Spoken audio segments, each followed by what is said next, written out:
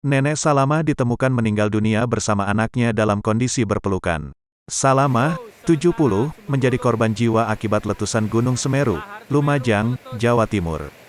Salamah ditemukan bersama Rumin, 28, meninggal dunia dalam kondisi pelukan.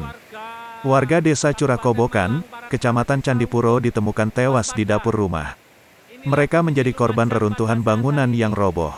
Legiman, adik ipar Salamah cerita, ketika Gunung Semeru erupsi semua orang lari berhamburan keluar rumah menyelamatkan diri.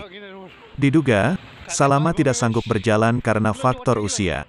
Sedangkan anaknya, Rumini tak tega meninggalkan ibunya seorang diri. Sehingga keduanya ditemukan meninggal dunia dalam keadaan berpelukan. Dua anggota keluarga Salamah, kata dia, juga bernasib malang. Suami dan anak Salamah mengalami luka cedera akibat reruntuhan bangunan rumah. Sementara itu, Kepala Dinas Kesehatan Lumajang Bayu Wibowo mengatakan, total jumlah korban yang meninggal dunia terus bertambah. Jangan lupa subscribe, share, komen, dan like ya!